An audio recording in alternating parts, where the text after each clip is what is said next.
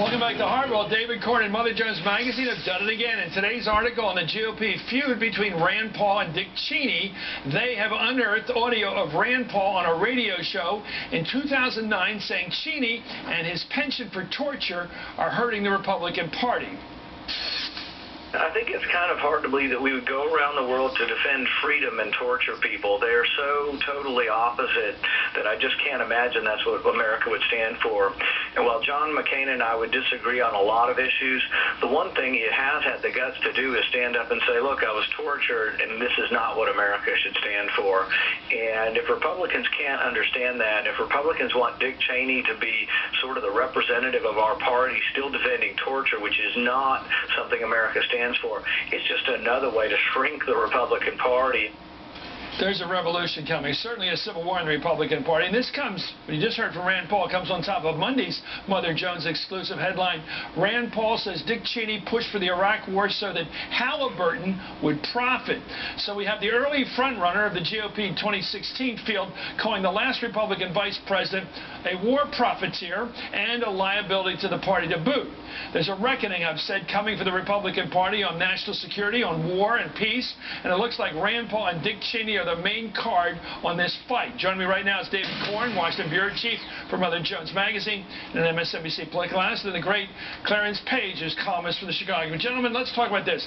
I see a war. I talk about this at the end of the program tonight. I'll give away. It reminds me of '68 and the Democrats in Chicago, where they went Hubert Humphrey defending a war policy and a legacy of a war, and along comes the left in the party among students, rioting, disaster. 4 years later, McGovern gets to be the dovish candidate.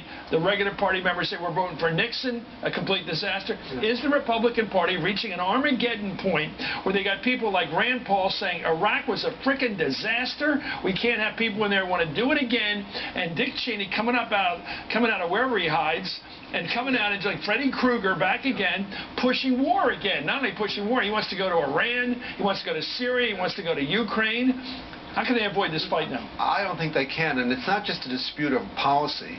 I think it's getting, it's gotten pretty personal. You had Dick Cheney at Sheldon Adelson's, Kiss the Ring Fest, and he was attacking Rand Paul, not by name, but everyone knew what he meant, as isolationist and dangerous and know-nothings about Middle East. And here you have Rand Paul saying he's a liability to the party, and he's acted in an essentially treasonous manner by taking the country in the war to profit a company that he used to chair.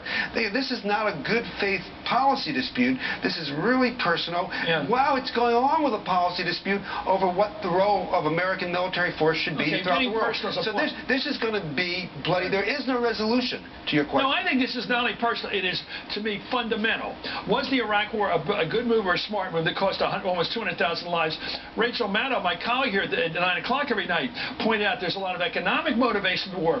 But I don't think even she has ever said, I don't know anybody else, what Rand Paul is saying, that Dick Cheney fought that war for personal profit, that his company, Halliburton, benefited from it. I've never made that charge. Rand Paul is making it. Well, who did make that charge, but in a more subtle way, was Dwight Eisenhower, when he made his famous speech about the military-industrial complex. That's the wing of the Republican Party that we're hearing in Rand Paul and Ron Paul.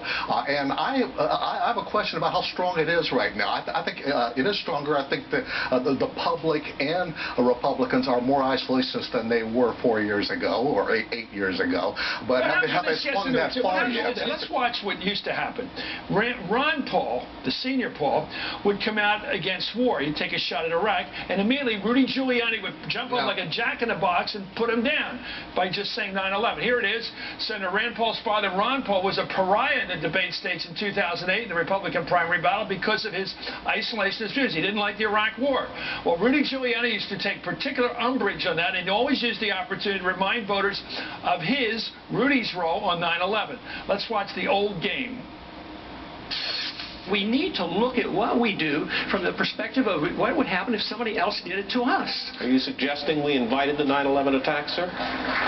I'm suggesting that we listen to the people who attacked us and the reason they did it. And they are delighted that we're over there because Osama bin Laden has said, I am glad you're over on our sand because we can target you so much easier. They have already now, since that time, have killed 3,400 of our men, and I don't think it was necessary. Wendell, may I make a comment on that? That's really an extraordinary statement. It's an extraordinary statement of someone who lived through the attack of September 11, that we invited the attack because we were attacking Iraq. I don't think I've ever heard that before, and I've heard some pretty absurd explanations for September 11. You know, I think Rand Paul, the younger man who's a senator right now and leading in many polls, is going to take on a Rudy, and I want to even be a Rudy on the stage, a real hawk like that. You know, there are two things happening here. The intervention skeptics, I don't call them isolationists, I call them intervention skeptics in the Republican Left, Party. right, and center. Yeah, in the Republican Party have gotten more of a soapbox than ever before. They've always been there, but now you have Rand Paul in the Senate, Ted Cruz, Justin Amash in the House. They have more voice, and it scares... Okay, why did Liz Cheney accuse Rand Paul of talking like Rachel Maddow? Because they don't like to know what's going on in their own party. And it scares the hell out of John McCain and the others who call them wacko birds. So that's a policy fight that's going to go on, and the skeptics sort of on the rise. At the same time now, though, when Rand Paul gets out there and says Cheney started the war to profit his own company, they're going to use that as basically the bully club to hit him with because they don't like the policy. And then that, they're going to make him try to sound like a conspiracy. What do you think? Anyway, let's get back to a larger point. Do you think there's going to be a battle royal going into 15 and 16 between the people who think the Iraq war was a disaster and those who just love these kind of wars and want more?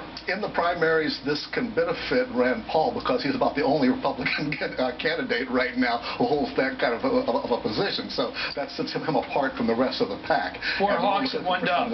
Exactly. And how far the fight will go?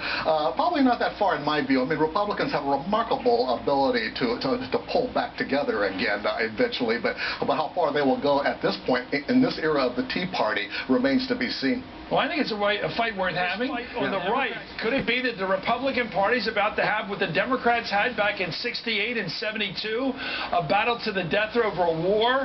I well remember, and many of you do too, what happened when the Democrats ran into an historic conflict over the long, bloody Vietnam War.